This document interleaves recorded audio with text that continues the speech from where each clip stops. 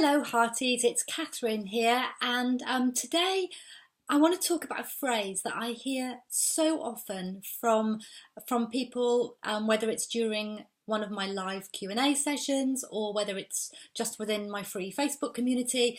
I hear this phrase, I really struggle when it comes to selling myself. And I hear this such a lot. And every time I hear it, I just feel, ouch. No wonder you're finding it difficult. Or I feel like, ouch, you must be finding it so difficult to attract and enroll clients if you're feeling this pressure to sell yourself. And so I thought I'd do a video to speak about this and to speak about my take on it, actually, because if you ask me, I feel that the idea of needing to sell yourself, it feels like such a lot of pressure. That's what it sounds like to me. And I'd hate it if every time I needed to attract and enroll a new client, I had to go out there and sell myself. I think there's a number of reasons why this feels so difficult for so many of us. First of all, if you're coming at things from the point of view of needing to sell yourself, you're making it all about you. It's putting you in the spotlight. It's putting you right at the center of the focus. And, this then brings all your attention on you, and you start having the self-talk around, I need to be perfectly presented. Am I presenting myself well? Do I look okay? Am I saying the right things? Am I acting the right way? And there is all this pressure on you to be a certain way. I guess it's like the pressure at school to be liked, or the pressure at a new job to be liked. It's almost like the harder you're trying to be liked, the harder you're trying to sell yourself, the less likely you are to actually be your authentic self, and then the less likely people are to actually warm to you. The other thing is that the idea of needing to sell yourself in order to get clients it relies a lot on your own sense of personal self-worth.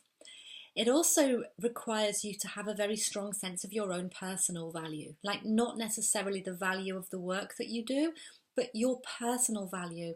And, I don't know about you, but particularly in the early days of my business, I don't think I had a particularly high level of self-worth at all. And if you'd asked me to give myself a value, I might have said, 50p, or what am I worth per hour? Oh, I don't know, probably £2.50.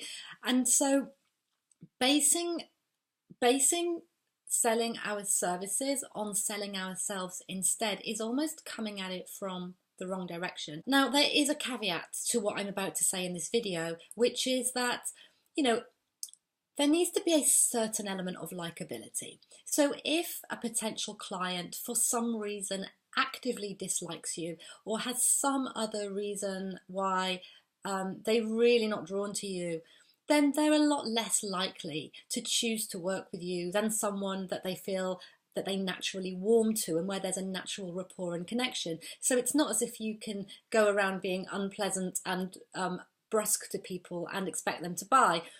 But, even then, with what I've just said, that's not always the case. So it can be the case that if you're too focused on selling yourself and on getting people to like you, the danger is that you end up with lots and lots of new friends, lots of people who think you're a really great person, but actually not enough clients to show for it. And also it's true that we don't always have to feel that we warm to somebody. We don't always have to feel that we like somebody in order to be able to recognise that they can help us to get the result that we want. So, for an example, several times in the course of my business, I've taken on someone to work with me who I haven't felt a particular strong sense of warmth or connection with. So I'm a very blaze energy person. I tend to really click and hit it off with other people who are very sociable, who have a lot of quite excitable energy. But sometimes the people in my business to do the best job will have been people who are very detail oriented, very inwardly focused, and sometimes my blaze energy and their very quiet steel energy don't rub along so well together. We're not natural best buddies, but I recognize sometimes that the person who or imagine you have a very dour, how do you say dour, a very dour and serious accountant, maybe not somebody that you'd want to spend your Friday evenings with, but my goodness, you might recognize that this is the best person for the job. So your client doesn't always have to like you. They just need to be able to recognize that you can help them achieve the result that they want. And, and I guess this is the thing I want to talk about today, which is that if you are in the business of making a difference or in the business of helping others to make change in some way, then when they buy from you, the thing that they're buying isn't actually you. And falling into the trap of believing that it is only making business more painful and more difficult for you. And it is possibly diverting you away from focusing on the things that they do want to buy. So typically when a client says yes to working with you, at that point when they say yes please, there are things they're saying yes to, which are often a lot less connected to you personally. So for example, the main reason that most people are likely to buy from you is because of the end result that they believe you can help them to achieve. The transformation, the change, the difference they want.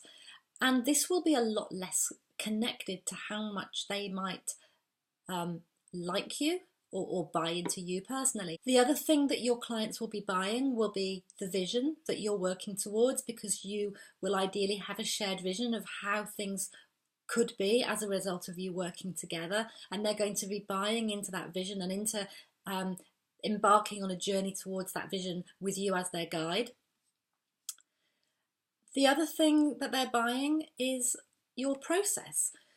So knowing that you have a clear process, sometimes called a signature system or your unique proprietary method, having a clear process gives your potential client a real sense of security, a sense that there is a plan at hand and that there is a structure that has been designed to help them to get to their end result.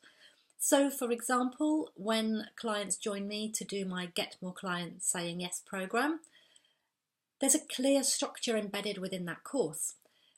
We start with mindset. We then move on to ideal client and captivating introduction.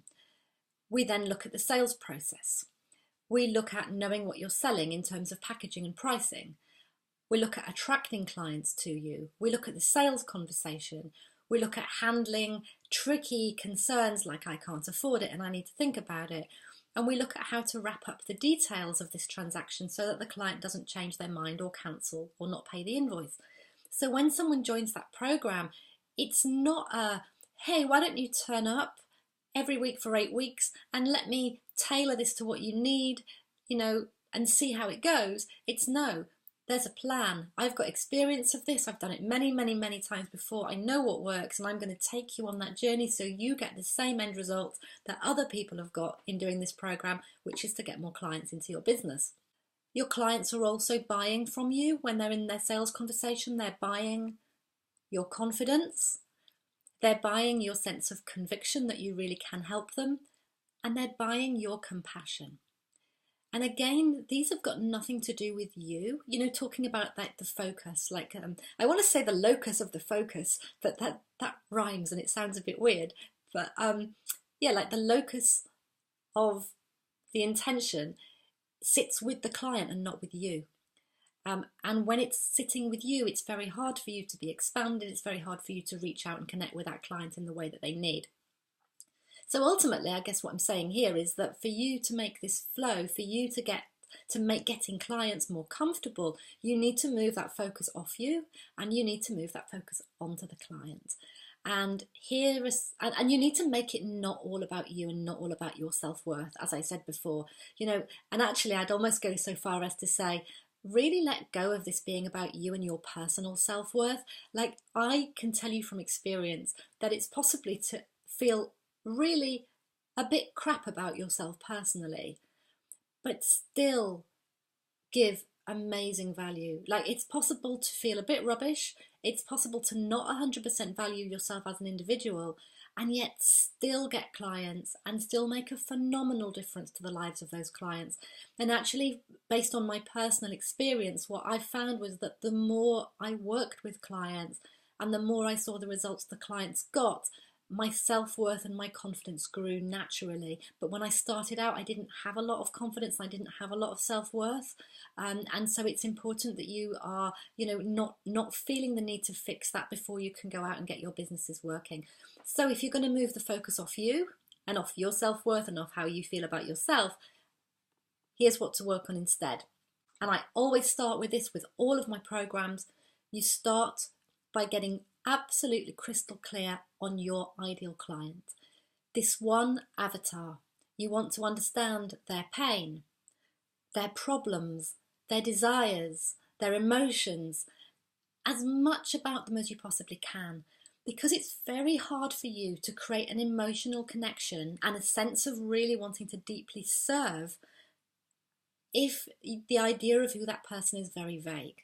So the more clear and specific you can get, the easier it is for you to emotionally connect in to the idea of this client and to start coming from a place where it's all about them instead of all about you. The second thing for you to do is to work on connecting in to the actual value that you bring to those clients. And like I said, this is very different from valuing yourself personally. This is about valuing the work that you can do for the clients and valuing the transformation that you bring. So I don't necessarily need to value myself personally in my personal life or in my personal relationships in order to know that I bring massive value to the clients who work with me, because I help them to get their business working, and I help them to enroll clients more regularly and more comfortably. Within my program, so within my Get More Clients Saying Yes program, I actually take people on through a bit of a process to help them to really connect with the value they bring to their clients, so that they can really feel very confident when talking about it, and also very confident about their pricing as well. You also need to know how to communicate that value. And again, this is something that I see creates a lot of pain for people. It's sometimes you have got a very strong sense of value of the difference you can make. And it can be incredibly painful and frustrating when you fail to communicate that to a potential client. So knowing how to actually communicate and articulate the value of the work you do is also really important, because when you can do this, firstly, your client gets it, like they just get it. They now understand how you can help them. You feel a lot more comfortable yourself because you're not now sort of struggling and scrabbling and trying to find the words and recognizing that it's not really landing for the client. And it also leaves space when you know that you know how to clearly communicate the value of the work you do for the client. It leaves you a lot more space for you to focus within that conversation on showing the conviction that you have and your belief in what you do, and on showing compassion to the client, because people don't always have to like their practitioner. They don't always have to buy you as a person. But what they do want to feel is they want to feel that you understand, they want to feel that you're listening, and they want to feel that you care.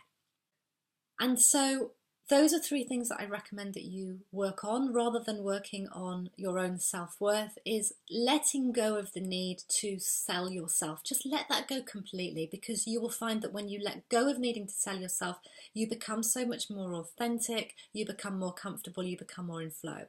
And instead turn the focus to working on your ideal client, getting really, really clear on who is this person that you have been called to serve and make the biggest difference to. Working on your value, and you don't need to have had clients to do this. When I take people through the process during my program, many of them have not had paying clients previously. And you don't need to have had a paying client in order to be able to connect in deeply to the sense of difference and transformation that you can bring to somebody's life. Getting clear on your value also really helps you be very confident and very solid when it comes to pricing and talking about price and money and all of that stuff that that sometimes I know you can struggle with. And of course, if you'd like to work more deeply on any of these areas, watch out for my Get More Clients Saying Yes course, because it is going to be released soon.